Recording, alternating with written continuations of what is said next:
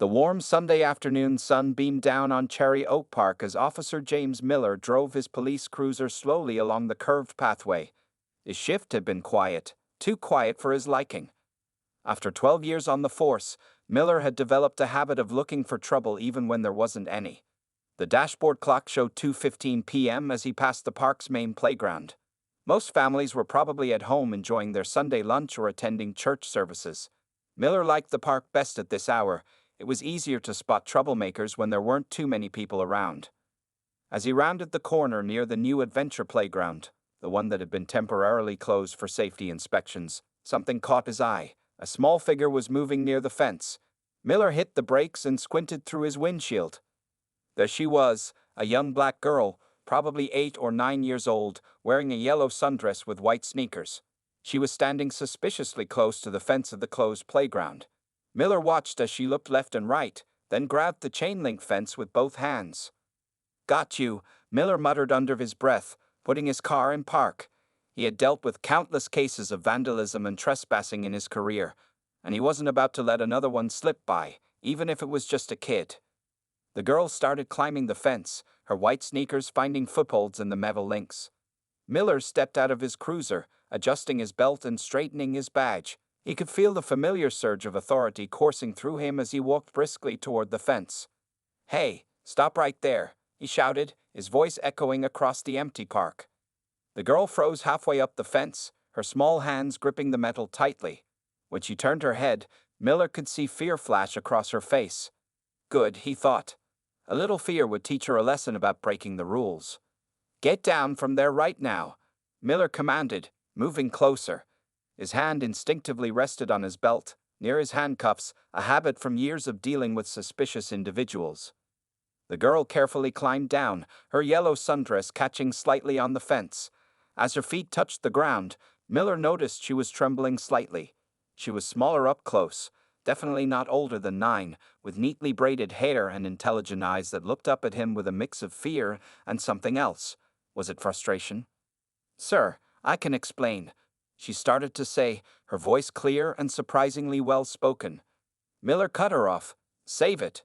Do you know this playground is closed? Can't you read the signs?" He pointed to the large red and white sign that clearly stated, "PLAGRUNDCLOSED for Safety Inspection. No NTRY. "Yes, sir, I can read," the girl replied, standing straight and trying to keep her voice steady. "But my bracelet." "Turn around and put your hands behind your back," Miller interrupted again. He had heard every excuse in the book, and he wasn't about to let this young troublemaker talk her way out of it. "But sir, please, if you'd just listen." "I said turn around." Miller's voice grew harder. He reached for his handcuffs, the metal clicking as he removed them from his belt.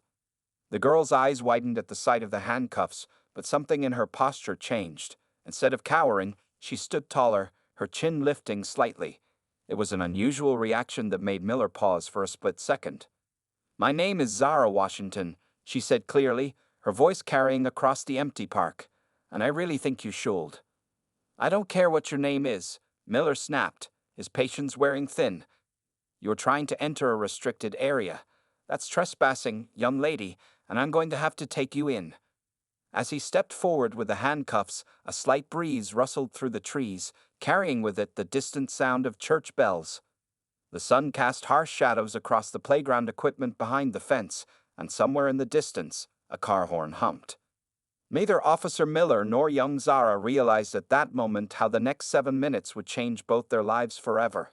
The simple misunderstanding at Cherry Oak Park was about to become much more than just another Sunday afternoon incident report. Officer Miller reached for Zara's small wrist, but she took a step back, her white sneakers scuffing against the gravel. The afternoon sun cast a long shadow behind her as she stood her ground, surprising Miller with her composure. "Sir, the bracelet I'm trying to get is very special," Zara explained, speaking slowly and clearly, just like her father had taught her. "It was the last gift my mother gave me before she passed away last year." Miller hesitated for a moment, but quickly pushed aside the slight twinge of sympathy he felt. He'd been fooled by sob stories before.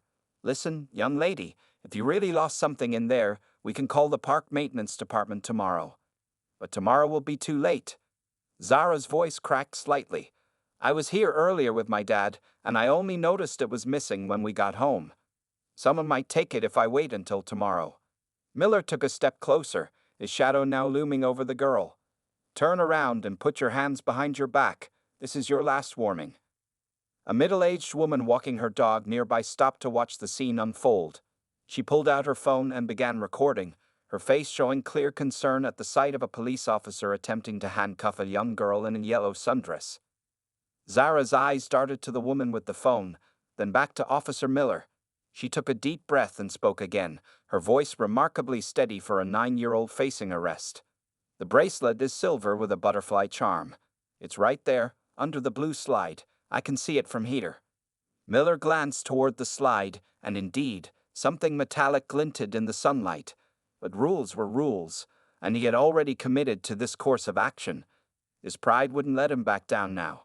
If you don't comply immediately, I'll have to use force, Miller warned, though something in his gut told him this wasn't right. The girl wasn't running, wasn't being disrespectful. She was just standing there, trying to explain herself. My father says that police officers are supposed to help people, Zara said quietly, a tear finally rolling down her cheek. He says that's why he became one. Miller's hand, still holding the handcuffs, froze in midair. Your father is a police officer. He's more than that, Zara replied, wiping her tear away with the back of her hand. She reached slowly into her small backpack, her movements deliberate and careful. The woman with the dog had moved closer now, her phone still recording. 2 more people had stopped to watch, and Miller could feel their judgmental stares boring into his back. Don't reach into that bag, Miller commanded, his voice sharper than he intended. Zara pulled out a small emergency contact card, the kind many parents give their children. Her hands shook slightly as she held it out to Officer Miller. My dad gave me this in case of emergencies. I think this counts as one. Miller snatched the card from her hand, ready to dismiss it as irrelevant. But as his eyes scanned the information, his face began to pale. The emergency contact name read, Chief Marcus Washington, City Police Department. His hands began to tremble as reality crashed down around him. He had just attempted to arrest the 9-year-old daughter of his own police chief, the first black police chief in the city's history, known for his integrity and commitment to community policing. The handcuffs suddenly felt like they weighed 100 pounds.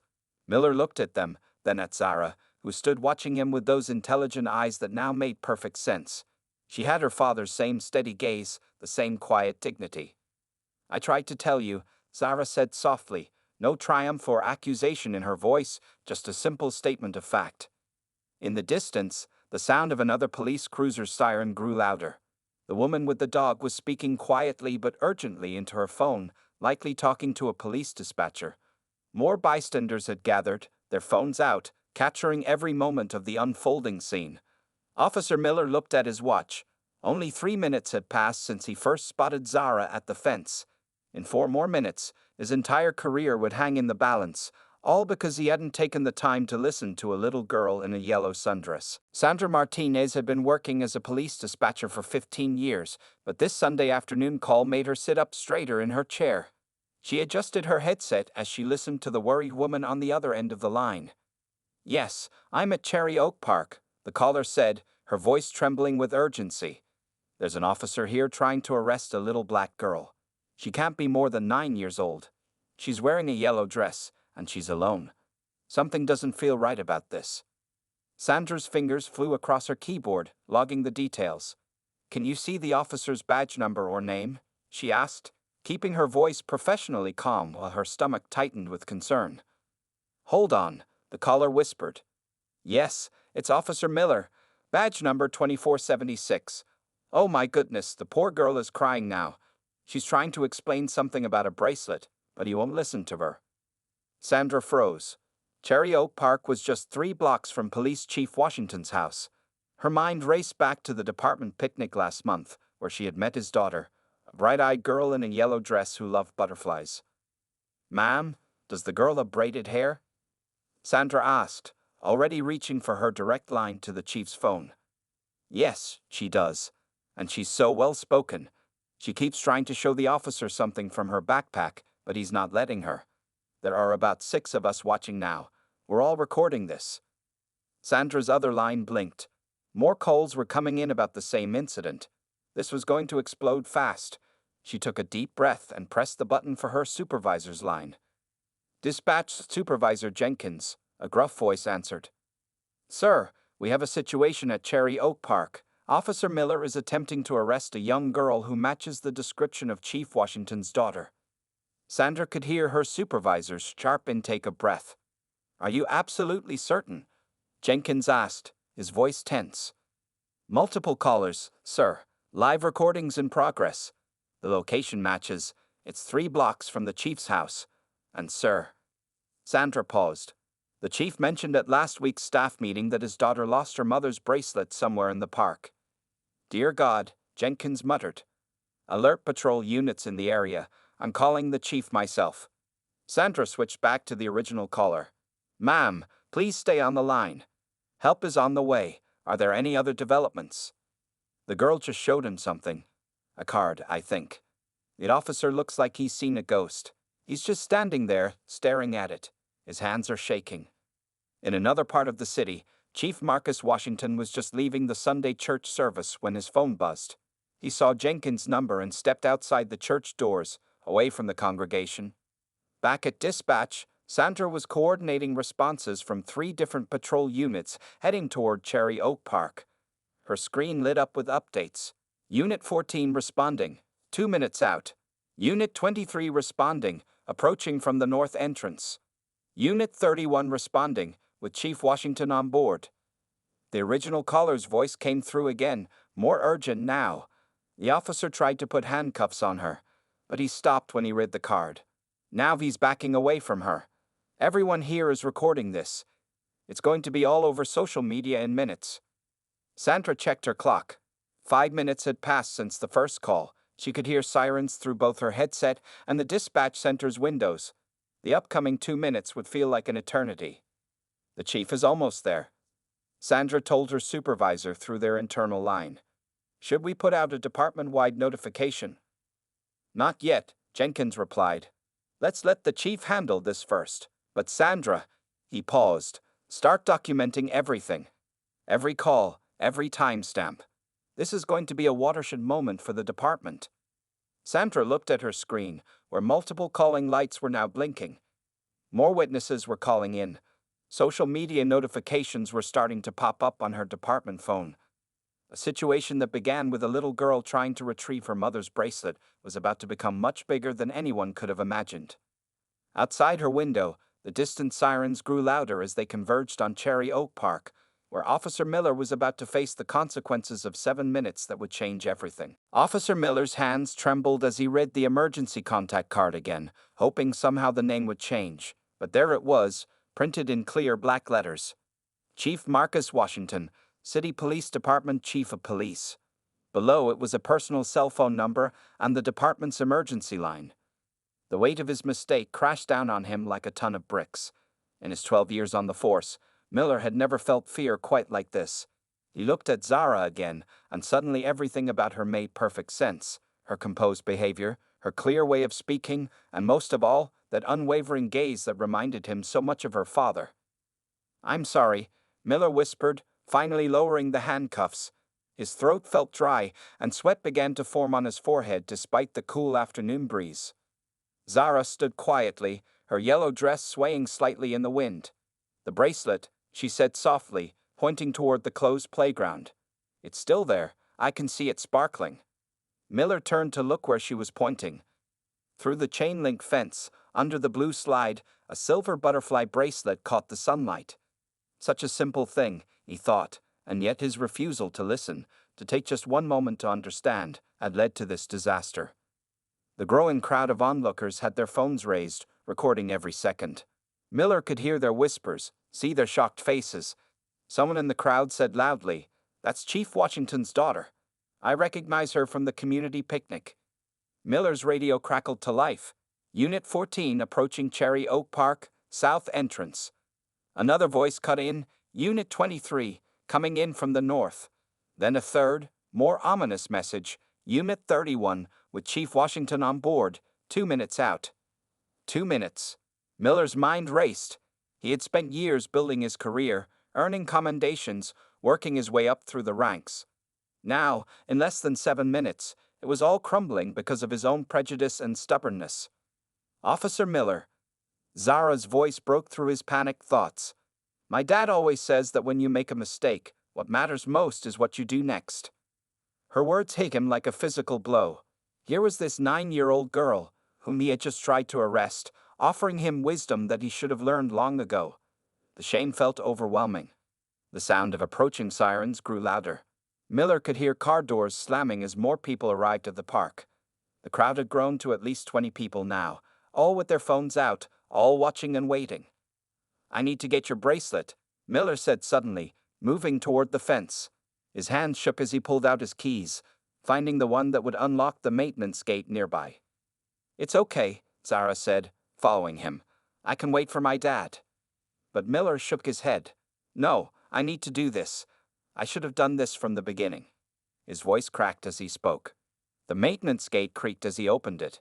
Miller walked quickly to the blue slide, bent down, and picked up the silver butterfly bracelet.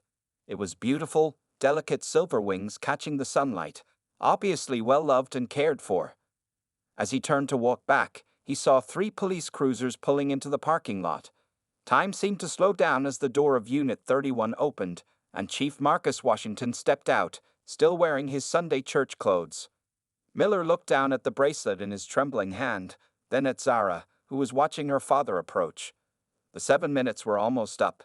In his mind, he could already see the headlines, the social media posts, the departmental review that would surely follow.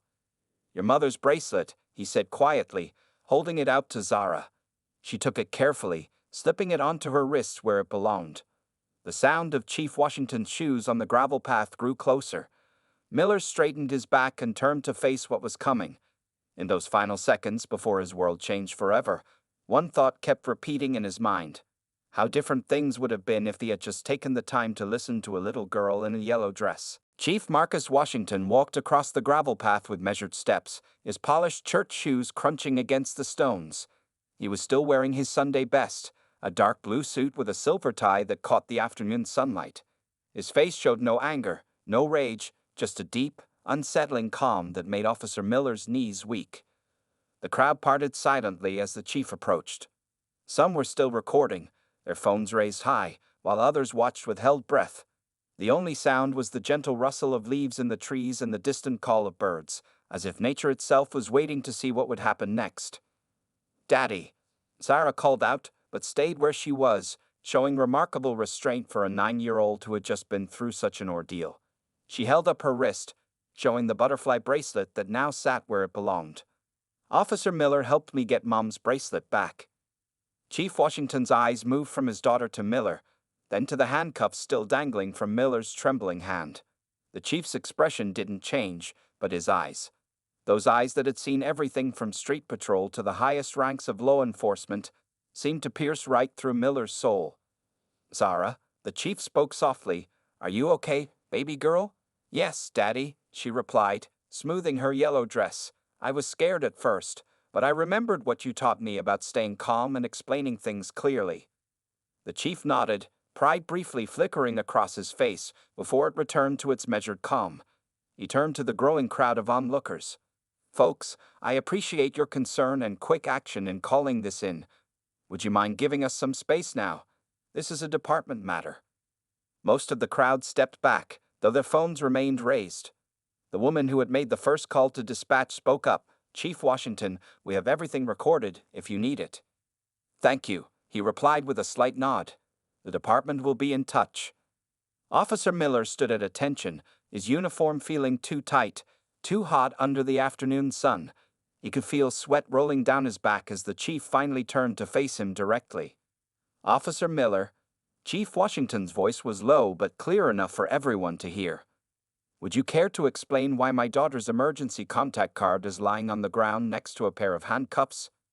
Miller's mouth went dry. He looked down and saw the card had indeed fallen from his shaking hands earlier. The handcuffs lay next to it, a damning piece of evidence against his judgment. Sir, Miller's voice cracked. I made a terrible mistake. I saw your daughter climbing the fence and immediately assumed. Assumed what exactly? The chief interrupted, his calm voice somehow more terrifying than any shout could have been. Before Miller could answer, Zara stepped forward. Dad, he didn't know who I was at first. When I showed him the card, he changed. He helped me get Mom's bracelet right away.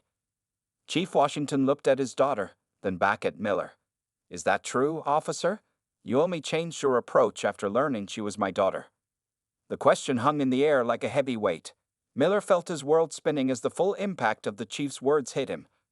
Would he have treated any other 9-year-old girl differently? Would he have listened to their explanation? Would he have helped them retrieve a precious memory of their mother? The truth was written all over his face, and he knew it. Chief Washington could see it. The crowd could see it.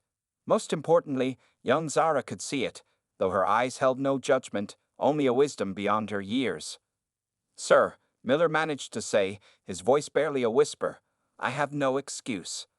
The chief straightened his silver tie and took a deep breath. The next words he would speak would not just be as a father or as a superior officer, but as a leader who understood that this moment could either tear his department apart or become a catalyst for real change. The sun had moved slightly in the sky, casting long shadows across the park. 7 minutes had passed since Miller first spotted Zara at the fence, 7 minutes that would reshape not just his career, but the entire department's approach to community policing. Chief Washington turned to his daughter first. Zara, sweetheart, would you please wait in Officer Chen's car? I need to have a conversation with Officer Miller. Zara nodded, clutching her recovered bracelet. Officer Chen, a kind-faced female officer who had arrived with the chief, gently guided the girl toward her patrol car. The remaining crowd had backed away, but stayed within earshot, their phones still recording every moment. Once Zara was safely in the car, Chief Washington picked up the fallen emergency contact card and handcuffs from the ground. He studied them for a moment before speaking. Officer Miller, let's walk, he said, gesturing toward the park's tree-lined path. Miller fell into step beside his chief, his legs feeling like lead with each step. They walked in silence for several moments, their shoes crunching against the gravel. The afternoon sun filtered through the trees, creating patterns on the ground that danced with each breeze. Do you have children, Miller? The chief finally asked. Yes, sir. 2 boys, ages 12 and 10. And if someone pulled out handcuffs to arrest one of your boys for trying to retrieve something precious to them, how would you feel? Miller's throat tightened. Sir, I would be angry, furious, ready to tear the world apart. Chief Washington's voice remained eerily calm. But you see, Miller, I don't have the luxury of those reactions.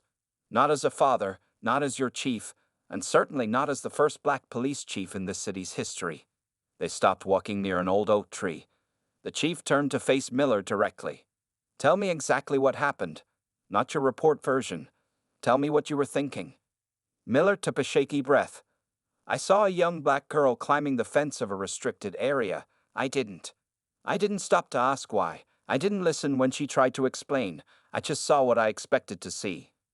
And what was that, Officer Miller? Trouble? Miller whispered, shame burning his face. I saw what my prejudices told me to see. Chief Washington nodded slowly. 7 minutes, Miller. In 7 minutes, you managed to showcase everything wrong with reactive policing. But you also gave us a perfect teaching opportunity. Miller looked up, confused. You see, the chief continued, this incident was recorded by multiple witnesses. By tomorrow, it will be all over social media. But instead of it being just another example of what's wrong with policing, we're going to turn it into an example of how we can do better. He pulled out his phone and showed Miller the videos already circulating online. Look at these comments. People are angry, and they have every right to be. But what happens next is crucial. Miller swallowed hard. Am I going to be fired, sir? Chief Washington put his phone away. That would be the easy solution, wouldn't it? Fire the officer, make a public statement, wait for the next incident. No, Miller, you're going to do something much harder. Sir? You're going to help me change this department from the inside out. Starting tomorrow, you're being reassigned to community engagement. You'll work with our youth programs, attend community meetings, and most importantly, you'll share your story. You'll tell other officers about these 7 minutes and what they taught you. Miller felt tears forming in his eyes. I don't deserve this chance, sir. This isn't about what you deserve, the chief replied firmly. This is about what our community deserves. My daughter gave you wisdom today when she said what matters most is what you do next. So, Officer Miller, what are you going to do next? The question hung in the air between them. In the distance, they could see Zara in the patrol car, playing with her recovered bracelet. The crowd had finally begun to disperse, though their recordings would soon reach millions. Miller straightened his shoulders and faced his chief. I want to learn, sir. I want to do better. I want to make sure no other officer makes the mistake I made today. Chief Washington nodded, the first hint of approval crossing his face. Then let's get to work, officer. Because these 7 minutes, they're just the beginning. In the following days, Cherry Oak Park became more than just a local gathering place. It became a symbol of change. The videos of Officer Miller's encounter with Zara had spread across social media like wildfire, but what happened next surprised everyone. Instead of angry protests or calls for Miller's firing, the community witnessed something different.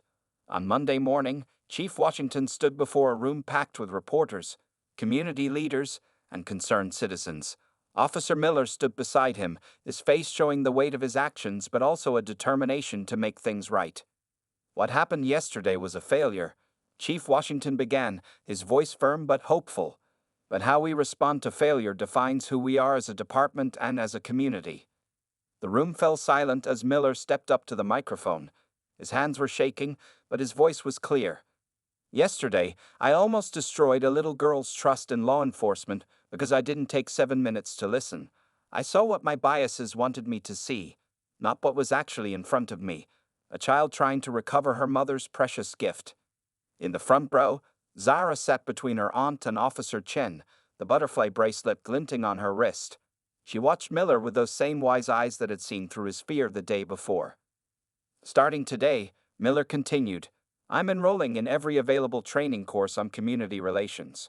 But more importantly, I'll be sharing my story with every officer in this department. Those 7 minutes will become a lesson none of us will forget. The chief unveiled a new training program called 7 Minutes, designed to teach officers the importance of slowing down, listening, and checking their biases before taking action. Officer Miller would be a key speaker, sharing his experience with new recruits and veteran officers alike. Later that afternoon, Miller sat in a classroom full of fellow officers. The room was tense. Some officers looked skeptical, others uncomfortable. Miller stood up, his uniform pressed clean, his badge polished, but his pride stripped away. Yesterday, I was that officer, he began. The one who saw a young black girl and immediately assumed the worst. The one who reached for handcuffs instead of reaching for understanding. I'm here to tell you how 7 minutes changed everything I thought I knew about being a police officer. As he spoke, the room's atmosphere began to shift. Officers who had started out crossing their arms defensively began to lean forward, listening. Some nodded in recognition of their own hidden biases. When Chief Washington asked me how I would feel if someone tried to handcuff my own children, Miller's voice cracked slightly. I realized we've been trained to see threats so much that we've forgotten how to see people. In another part of the city, Zara sat with her father in his office, doing homework. The butterfly bracelet caught the light as she wrote in her journal, an assignment about making a difference in your community. Dad, she asked, looking up, do you think Officer Miller really learned something yesterday? Chief Washington smiled at his daughter. What do you think? I think he was scared, Zara said thoughtfully. Not just because you're the chief, but because he realized he was wrong. And sometimes realizing you're wrong is scarier than being in trouble. Back at the training session, Miller was showing the videos from the park. Watch how many chances I had to listen, he pointed out. Watch how many times I chose authority over humanity. Then ask yourself, how many times have we all done the same thing? The day ended with Miller sitting alone in the park where everything had happened. The playground was open again, filled with children's laughter. As he watched them play, he thought about how close he had come to destroying not just his own career, but something much more precious, a child's faith in justice. His phone buzzed with a message from Chief Washington. Tomorrow, 9 a.m. Youth Outreach Program Orientation. Zara's class is our first stop. Ready? Miller looked at the message for a long moment, then typed his reply. Ready to learn, sir. 7 minutes at a time. The sun was setting over Cherry Oak Park, casting long shadows across the playground where a silver butterfly bracelet had almost cost far more than its weight in precious metal. But sometimes, Miller realized, the most valuable lessons come from our biggest mistakes. 6 months after the incident at Cherry Oak Park, Officer James Miller stood before a packed auditorium at the State Police Academy. He was no longer just a patrol officer. He had become something much more important, a living lesson in the power of change. 7 minutes, he began, his voice carrying across the silent room. That's all it took to completely transform not only my career but our entire department's approach to community policing. The audience, filled with police officers from across the state, leaned forward in their seats. On the screen behind him, the now familiar video played. A nervous officer confronting a little girl in a yellow dress. But today, sitting in the front row, Zara Washington wore a bright blue dress and a confident smile. Next to her, Chief Washington watched proudly as his daughter prepared to join Miller on stage, something that had become their powerful tradition. Before I introduce my special guest, Miller continued, I want to share some numbers with you. In the 6 months since we implemented the 7 Minutes training program, our department has seen a 70% decrease in confrontational incidents. Community complaints have dropped by 65%.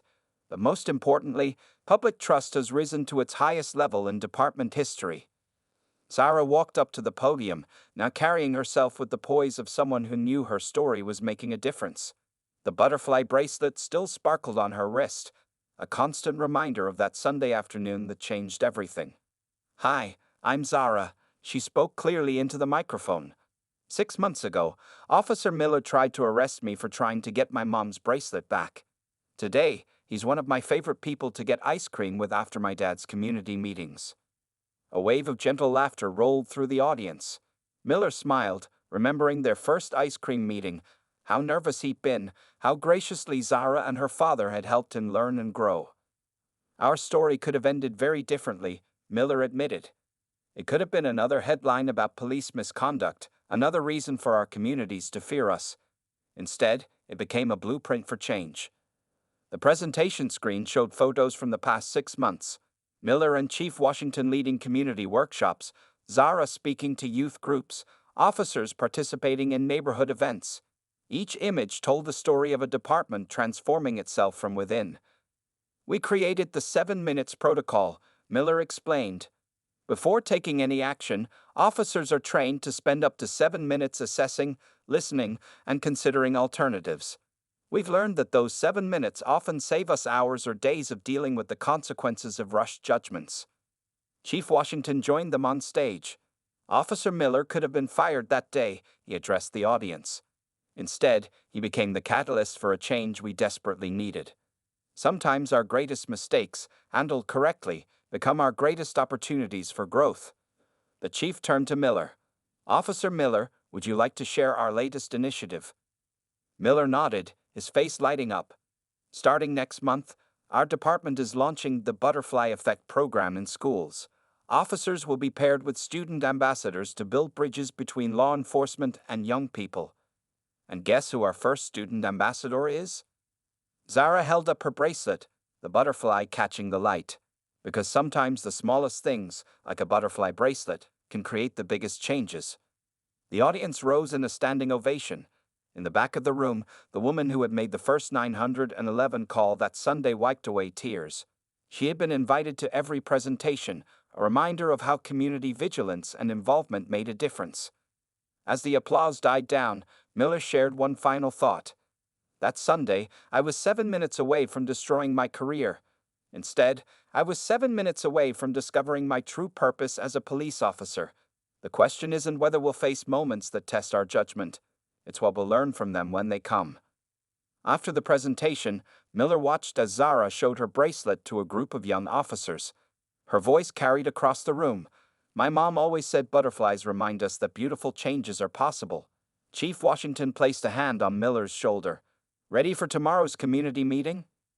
Miller nodded, checking his watch. A new habit he'd developed since that day. 7 minutes at a time, sir. 7 minutes at a time. Outside the academy, the sun set on another day of progress, its rays catching the silver wings of a butterfly bracelet that had transformed not just one officer or one department, but an entire community's understanding of what change could look like.